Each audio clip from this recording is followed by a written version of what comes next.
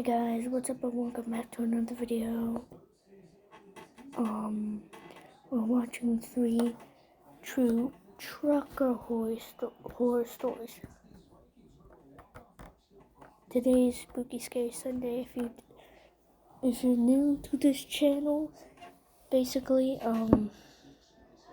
it's like what Corey Kenshin does, except I don't have a Twitter, so I choose random 3 stories or 20 stories, something like that, videos, and we watch them.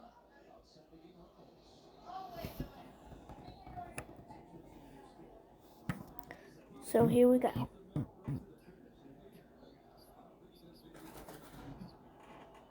The game's over.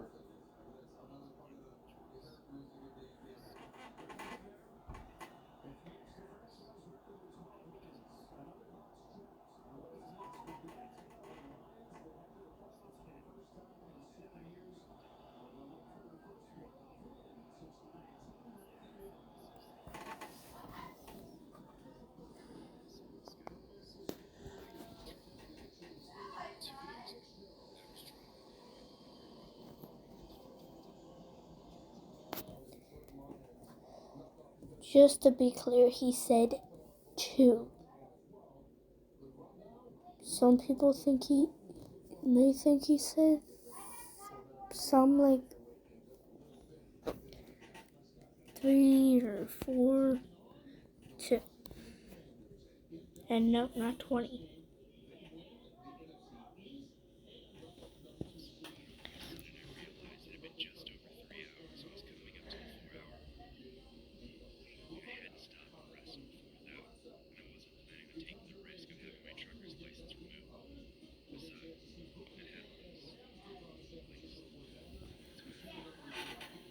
I thought, excuse me, what do you mean I thought, sir?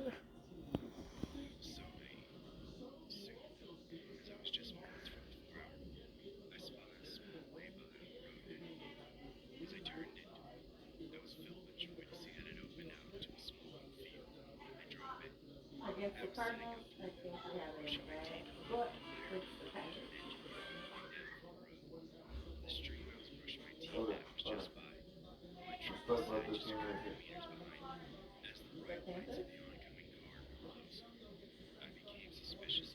I don't know what the,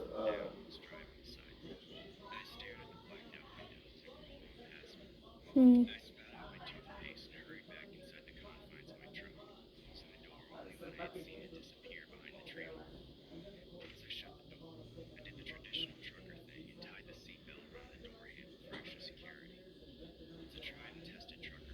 no, I would have put Buccaneers on that game anyway.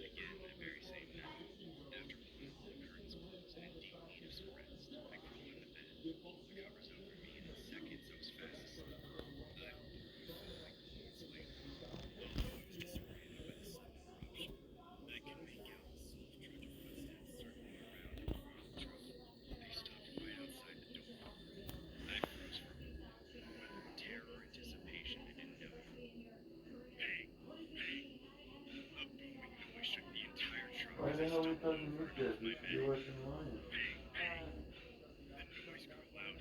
This game's over just as the Lions are.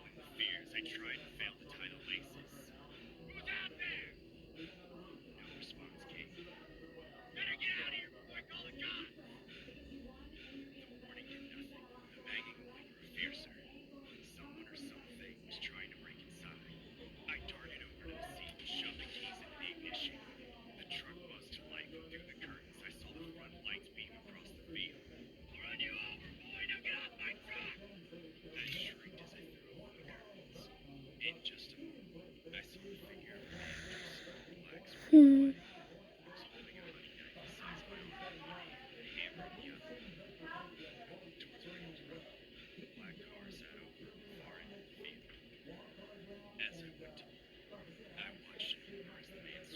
That game that was played last night was horrible. Which one?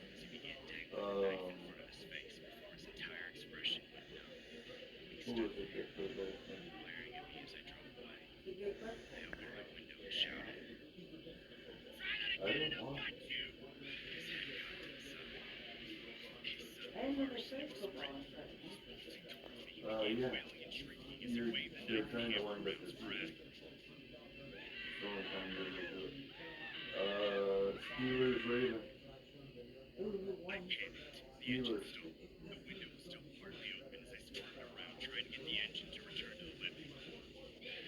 Yeah.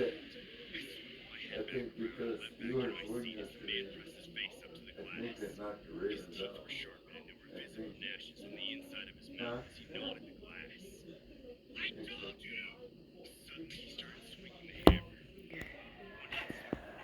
Okay, this is the last time I'm gonna pause, guys, because I'm taking my earbuds out.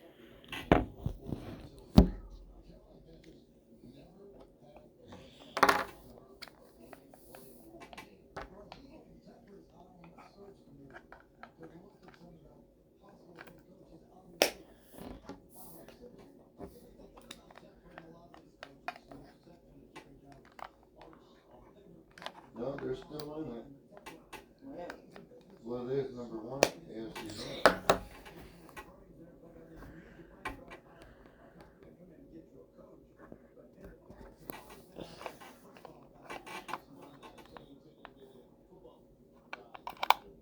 Steelers, Steelers made it in by winning.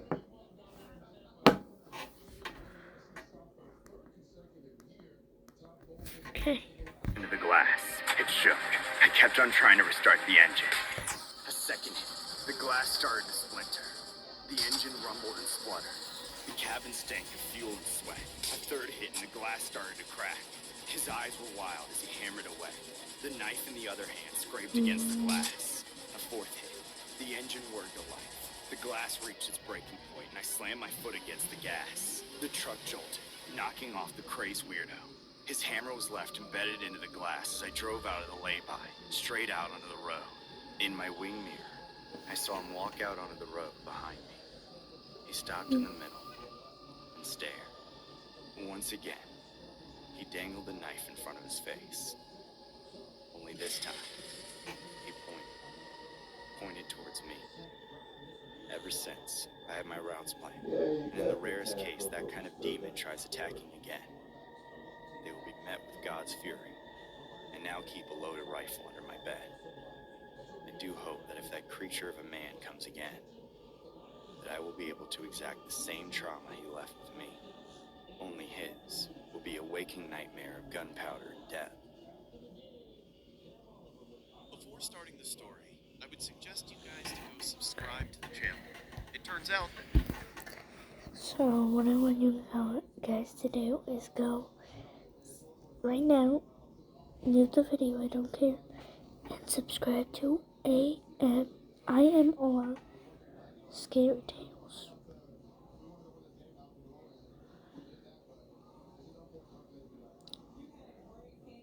Oh wait.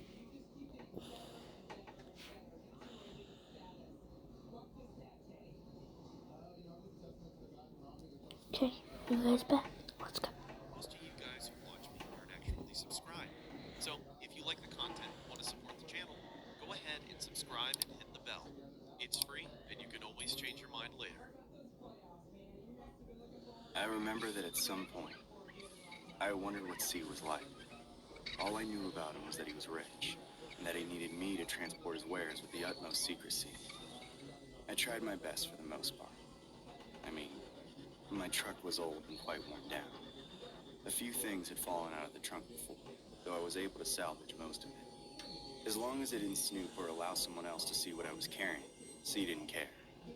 I'd only angered him once, but I preferred not to think about that. Imagining his distorted voice screaming at me through the phone still sent shudders down my spine. Okay, that's enough rambling to yourself, Jared. If someone saw you, they'd think you're going crazy. I mean, maybe I was. Look at that, guys. With my only connection to the world being C, it wasn't really much of a connection, honestly. There wasn't much for me to do. As my mother once said, I was a bum, a failure living out of my truck. No one really cared about me. Maybe that was why C was so willing to employ me. His jobs came with weird instructions and even stranger products, but he paid well. That was all that mattered to me. I shook my head at that, pushing the address into my fancy GPS device. C was the one that gifted to me a few years ago when he learned that I didn't have one. It was oddly good at guiding me through empty roads. Today's shipment was a bit weird. A single cupboard lay in my truck, tucked safely behind some blankets and other knickknacks. Apparently, it was very expensive. To me, it just looked cursed. When I moved it into the truck, the old antique wood made a shrill noise as if I was hurting it. Of course I wasn't. I was just doing my job. Not that I care as long as the boss pays me well. I huffed to myself, joking. Hands on the wheel as I started following the road to wherever I needed to go. I was over half a day from my destination, so I really needed to get going. If possible, try not to stop too many times on your way today, Jared. And please, be discreet about your cargo to the police. It's an antique. I wouldn't want them to destroy it because they think something is wrong with it. Okay, boss. That made sense to me. I'd encountered the cops a few times on the road, and they were often quite clumsy. I still remember one time they broke a mirror in the back. I wondered if they ended up being cursed because of it. My grandmother used to be very superstitious. As if. Curses don't exist. Only stupid cops do. The fact that those two were in an accident straight after letting me go finally had nothing to do with it. A weird loud noise broke me from my thoughts. At first, I thought that a tire had popped. Seriously? What the? As I made my way to the back of my truck, I realized that my precious cargo had somehow rammed itself against the hood. Trying to escape, are you? No answer came, of course. I couldn't help but chuckle a bit at that, pushing the box behind some others again on the side. You know, sometimes I wish for a bit more fun. I love it if something crazy happens. But, well, sometimes boring is better, right? The next hour or so was mostly uneventful. I sang along to the radio, trying to keep cheerful. Somehow, I felt a bit down. It was hard for me to explain why, but I didn't want to keep driving on. Maybe I could take a small break. It wasn't the brightest idea, but anything was better than crashing because I fell asleep at the wheel or something. I'd seen it happen a lot, and it really wasn't great. I pulled over to the side and hopped out of my truck, ready to walk around to feel a bit more alive. And that's when I heard it for the first time. Let me go! Let me go! Huh? Let me go! Let me go! I heard those words loud and clear, repeated again and again. But they sounded as if they were coming from inside my head. Okay, I must be going crazy. My phone buzzed again, and I couldn't help but roll my eyes a bit. I couldn't just drive for days without taking a rest. Still, I did feel a bit odd about C being so hands-on for once. Could you please hurry up? We really need your cargo. Did he know that I'd stopped for a break? Maybe he was tracking my GPS. Sorry, boss, but I need to take a quick nap. I'll be back on the road before you know it. C's text blew up my phone, so I just chose to ignore them. I knew that I might lose my job after that. But I just felt so tired, so off, that I knew I had no choice. I slept like a baby for a good 5 hours before hitting the road once more. Most of my rest was uneventful, save for some rustling that I heard from the outside. It was nice to be rested once more. Hitting the road again. Sorry, boss. C didn't respond, which I didn't mind much. It was better to be scolded a bit later. However, I realized quite quickly that something was wrong. I caught myself zoning out again and again, driving past others faster than before. At some point, I drove for a solid hour without really taking in anything around me. I realized something was off when I saw the billowing smoke gathering in the sky above me. The sound of sirens was next. Police cars. There were 5 of them lined up behind me. What the? How did this happen? I knew I could blank out while driving, but this had never happened before. I felt as if I lost my connection to my body for a second. As if I were there, but unseen. It feels good, right? A low, raspy voice purred in my ear. I looked around again, hoping that there was someone in the car with me, that I wasn't just hallucinating. But I was on my own. No matter what you do, don't listen to him. Okay, Jared. Maybe you need more sleep than you thought you did. Yeah, that's it. Just stop the car, talk to the cops, and everything will be fine. I hit the gas harder than I ever had before, a shriek falling from my lips as I did so. I wasn't in control, but I still felt that. I didn't know why. Or maybe I did. I felt confused. All I knew was that my car was a lot more beaten up than before. My wheels were covered in what looked like red paint. Because there was no way it was something else, right? Yeah, that's the best way to explain it. Confused and lost, trying to lift my leg off the pedals. But I was unable to do so. Jared White, you are under arrest for causing a mass accident. Please stop your car and... Voices echoed in my head, but all I could do was keep my hands on the steering wheel. I tried to shake it off. I tried to regain control, but there was no way for me to do so. That's it. I'm almost free. I saw it for the second time. Its face stretched, eyes large, wide, grinning at me in the rearview mirror as if it was just a friend, a passenger of mine. And then I saw the cliff coming. I tried to steer back onto the road, but it wouldn't let me. My only chance was opening the door and jumping out, which at the speed my truck was going felt dangerous. And yet, I knew what I had to do, but I didn't have time. I saw the people chasing me, their eyes wide in panic as my beloved truck hit the barrier. And then it all went black. I woke up in the hospital. I was fine. But the people it had hurt weren't. And I would live with that guilt forever. My story all started on the 10 freeway, heading through Los Angeles. I don't know if you guys know, but I'm still here. So you know, I'm still here, just falling asleep. Traffic came to a complete stop. This wasn't unusual. SIG alerts on the 10 were a common occurrence. However, that day was different. There was a fire nearby that prompted the entire freeway to shut down for several hours. For a person driving a normal car, being detoured off the freeway can be frustrating and annoying. To a trucker driving a 16-wheeler, it's a freaking nightmare. After a 5-hour delay in bumper-to-bumper traffic, I was finally able to make my delivery and pick up a new trailer in Long Beach Harbor. My typical route has me driving from Austin, Texas to Long Beach, California and back, carrying who knows what.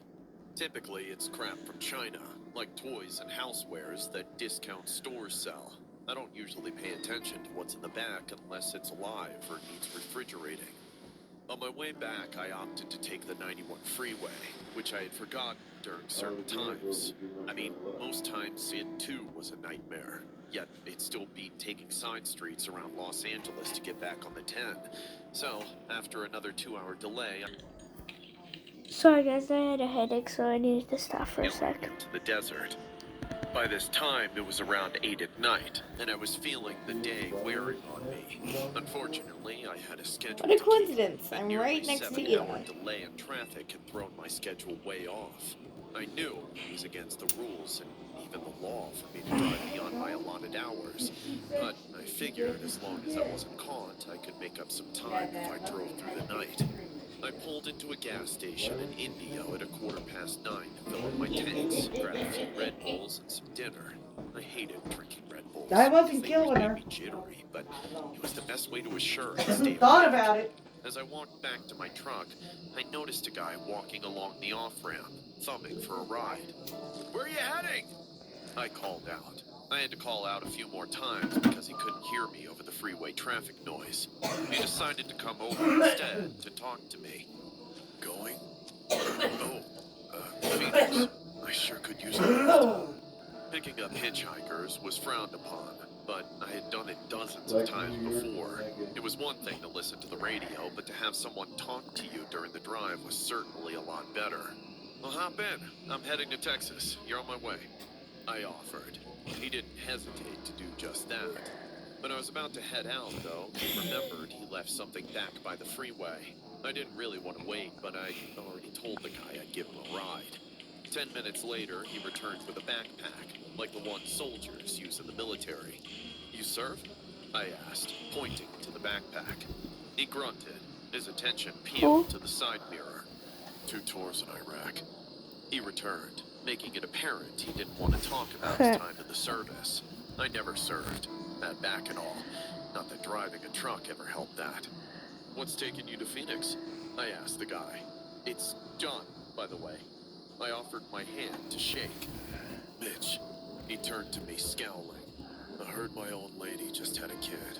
I doubt it's mine, but I thought I should check it out. He turned back to the side window, staring obsessively at the mirror. Oh, I was going to say congratulations, but I wasn't sure I should. For miles, he continued to watch the side mirror, not saying a word. His staring was starting to get to me, which caused me to ask, "Are you watching for something in particular?" Just then, the truck ran over something in the road, causing the steering wheel to jump into my hands. When I did, a loud thumping noise began to beat against the side of the cabin. I immediately thought I blew a tire, which wasn't a big deal because there was another tire on the same side to compensate.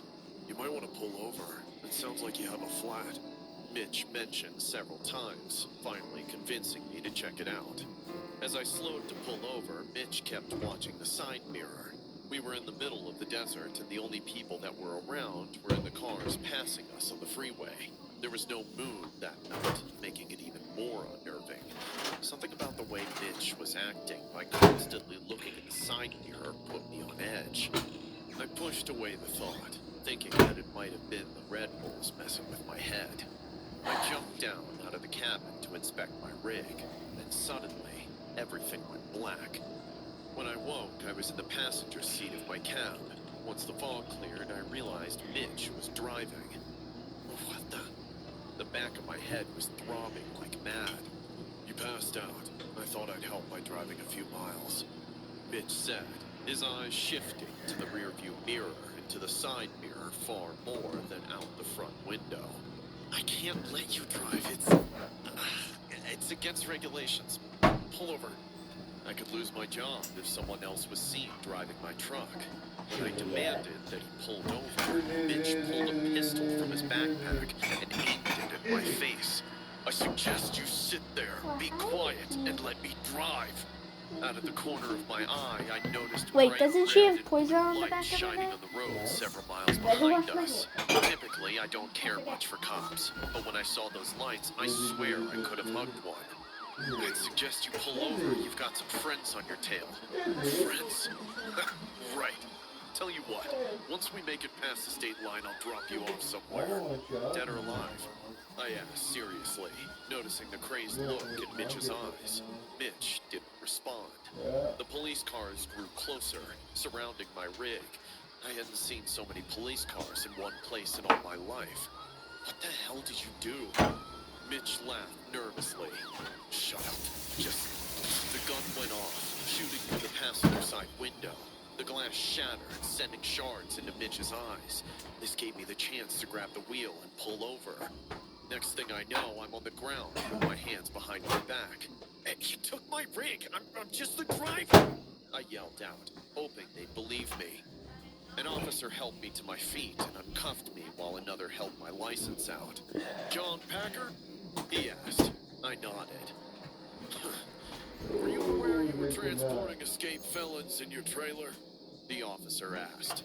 The officer then showed me that the lock had been cut on my trailer.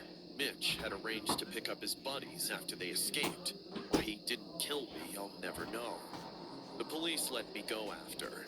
A short time later, I noticed a sign by the side of the road. State prison, don't pick up hitchhikers. Needless to say, I haven't picked up another hitchhiker since. Okay, that was crazy, guys. Thank you for watching.